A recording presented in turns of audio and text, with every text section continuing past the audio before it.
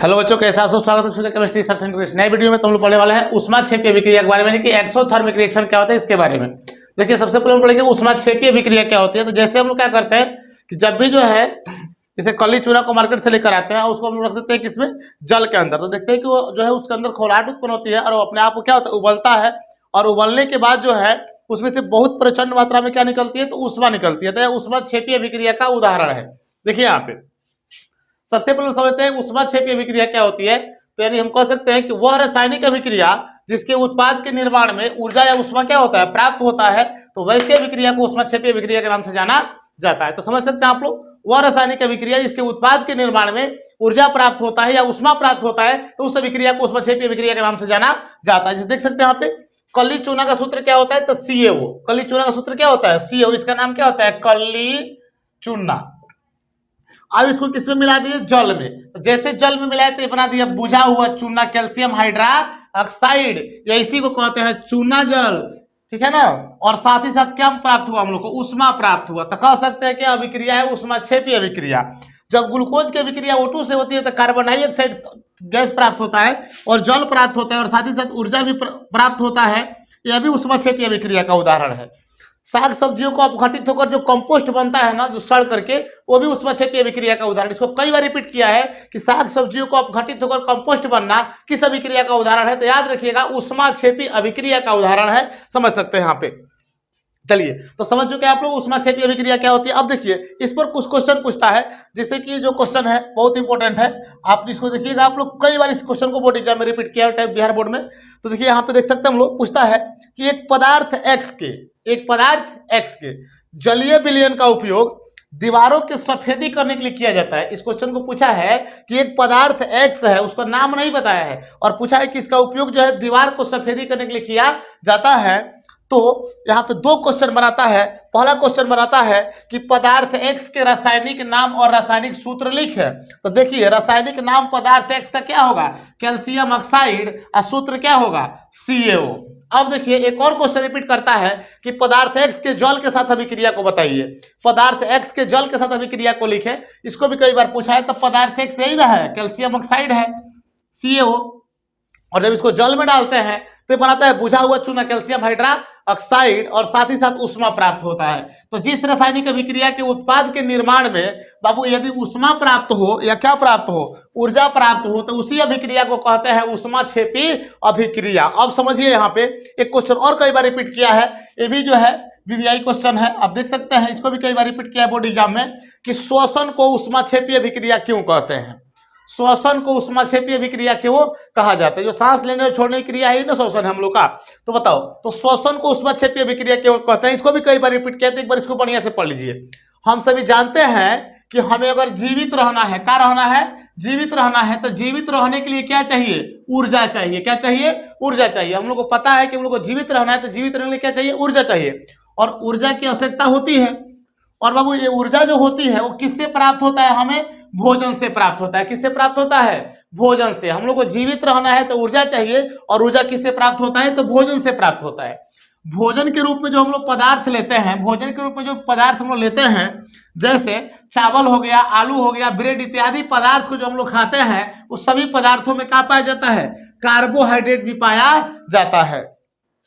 इस देखिए, कार्बोहाइड्रेट पाया जाता है, लिखिए, जिसके टूटने से ग्लूकोज का निर्माण होता है। बाबू, कार्बोहाइड्रेट जब टूटता है तो क्या बनाता है, ग्लूकोज का निर्माण होता है। ग्लूकोज का सूत्र क्या होता है, C6H12O6। तो ग्लूकोज का निर्माण होता है। और जब उस ग्लूकोज की अभिक्रिया हमारे कोशिका में उपस्थित O2 से जब कराया जाता है ना, तो प्राप्त होता है कार्बन डाइऑक्साइड, जिसको नाक के द्वारा छोड़ देते हैं, और जल का निर्माण होता है। और साथ ही साथ हम लोग को क्या होता है, ऊर्जा भी प्राप्त होता है। तो ऊर्जा भी प्राप्त होता है, जिसका रासायनिक समीकरण देख सकते हैं आप लोग, C6H12O6 plus 6O2, arrow mark 6CO2 plus क्या 6H2O, और साथ साथ क्या प्राप्त हो गया, यहाँ पे ऊर्जा प्राप्त हो गया। अतः श्वसन कैसी अभिक्रिया है, तो ऊष्माक्षेपीय अभिक्रिया है। याद रखिएगा, कई बार इसको ऑब्जेक्टिव में भी पूछा है कि श्वसन किस प्रकार की अभिक्रिया है, तो ऊष्माक्षेपीय अभिक्रिया है। ठीक है ना। दे देगा निम्न में से कौन ऊष्माक्षेपीय अभिक्रिया है, उसमें ऑप्शन श्वसन का भी रहेगा। तो आप समझ सकते हैं कि ये श्वसन जो है कैसी अभिक्रिया है, ऊष्माक्षेपीय अभिक्रिया है। चलिए समझिए इसको आप लोग, एक बार पुनः इसको रिपीट करते हैं। ऊष्माक्षेपीय अभिक्रिया क्या होती है, तो जिस रासायनिक अभिक्रिया के उत्पाद के निर्माण में यदि ऊर्जा प्राप्त होता है या उष्मा प्राप्त होता है तो उस अभिक्रिया को कहते हैं उष्माक्षेपी अभिक्रिया। समझ में आया आप लोग को? देखिए यहाँ पे कली चूना को जल से अभिक्रिया उष्माक्षेपी अभिक्रिया, ग्लूकोज का ऑक्सीजन से अभिक्रिया उष्माक्षेपी अभिक्रिया, साग सब्जियों को अपघटित होकर कंपोस्ट बनना किस अभिक्रिया का उदाहरण है? उष्माक्षेपी अभिक्रिया। और यहाँ से दो क्वेश्चन पूछता है उष्माक्षेपी अभिक्रिया से, जो इंपॉर्टेंट क्वेश्चन है।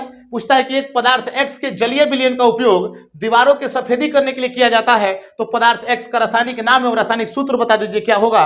तो पदार्थ X का रासायनिक नाम क्या होता है? कैल्शियम ऑक्साइड, और सूत्र क्या होता है? तो CO होता है। एक क्वेश्चन और रिपीट करता है कि पदार्थ X के जल के साथ अभिक्रिया को लिखिए, तो पदार्थ X क्या है? यहाँ पे CaO है, उसको जल से अभिक्रिया कराएंगे तो CaOH का हर्ट वाइज बनेगा, प्लस क्या बनेगा? उष्मा का निर्माण होगा। समझ में आया आप लोग को? सेकंड क्वेश्चन रिपीट करता है कि शोषण को उष्माक्षेपी अभिक्रिया क्यों कहा जाता है? देखिए शोषण को उष्माक्षेपी अभिक्रिया क्यों कहा जाता है, तो इसको याद रखिए कि हम सभी जानते हैं कि हम लोग को जीवित रहना है, तो जीवित रहने के लिए किसकी आवश्यकता होती है? ऊर्जा की आवश्यकता होती है। और ऊर्जा किससे प्राप्त होता है? तो भोजन से प्राप्त होता है। पता है ना आप लोग को? हम लोग को जीवित रहना है तो किसकी आवश्यकता होती है?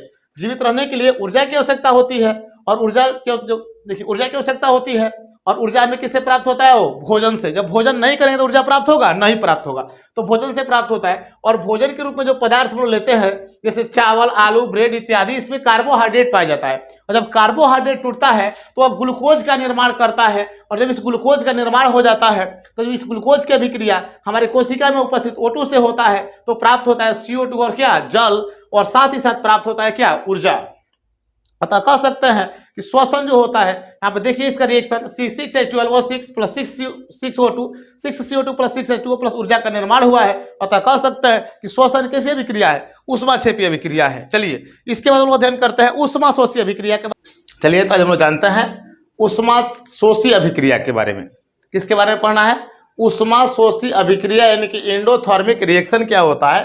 तो देख सकते हैं कि वह रासायनिक अभिक्रिया जिसके उत्पाद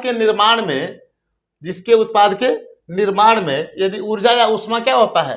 का अवशोषण होता है तो उसे उष्माशोषी अभिक्रिया के नाम से जाना जाता है। जैसे देखिए यहाँ पे जिंक कार्बोनेट है, और जब जिंक कार्बोनेट को हीट किया है तो बनाया है जिंक ऑक्साइड और कार्बन डाइऑक्साइड। यहाँ पे देखिए यहाँ पे कैल्शियम कार्बोनेट है, जब इसको हीट किया गया तो क्या बना है? कैल्शियम ऑक्साइड और कार्बन डाइऑक्साइड। यहाँ पे क्या है? PbNO3 लेड नाइट्रेट है, जब इसको हम लोग गर्म किया तो क्या बना है? PbO प्लस NO2 प्लस क्या? O2। इस प्रकार से जो अभिक्रिया होती है इसको कहते हैं उष्माशोषी अभिक्रिया। तो यहाँ पे दो अभिक्रिया का हम लोग अध्ययन किए, एक उष्माक्षेपी अभिक्रिया और एक उष्माशोषी अभिक्रिया। तो उष्माक्षेपी अभिक्रिया में क्या होता है कि उस ऊर्जा या उष्मा प्राप्त होता है, और उष्माशोषी अभिक्रिया में क्या होता है कि ऊर्जा या उष्मा का अवशोषण होता है। अब देखिए यहाँ से एक क्वेश्चन पूछता है, इसको भी बोर्ड में कई बार रिपीट किया है कि उष्माक्षेपी उष्माशोषी क्या होता है, और इसको भी रिपीट किया है कि उष्माक्षेपी अभिक्रिया एवं उष्माशोषी अभिक्रिया में अंतर स्पष्ट करें। दोनों में क्या अंतर है, दोनों एक दूसरे के विपरीत क्यों है? तो लिख सकते हैं कि उष्माक्षेपी अभिक्रिया में क्या होता है कि ऊर्जा या उष्मा प्राप्त होता है, यानी कि वह रासायनिक अभिक्रिया जिसके उत्पाद के निर्माण में ऊर्जा या उष्मा क्या होता है? प्राप्त होता है, तो उसे हम लोग कहते हैं उष्माक्षेपी अभिक्रिया। और वह रासायनिक अभिक्रिया जिसके उत्पाद के निर्माण में ऊर्जा या उष्मा का अवशोषण होता है उससे हम लोग कहते हैं उष्माशोषी अभिक्रिया। तो देखिए यहाँ पे कली चूना के जल से अभिक्रिया कौन सी अभिक्रिया है? उष्माक्षेपी अभिक्रिया। और कैल्शियम कार्बोनेट को जो है टूट करके और कैल्शियम ऑक्साइड और कार्बन डाइऑक्साइड का निर्माण करना क्या है? तो यह उष्माशोषी अभिक्रिया है। इस प्रकार से वो दो अभिक्रिया का अध्ययन किया, उष्माक्षेपी अभिक्रिया और क्या? उष्माशोषी अभिक्रिया।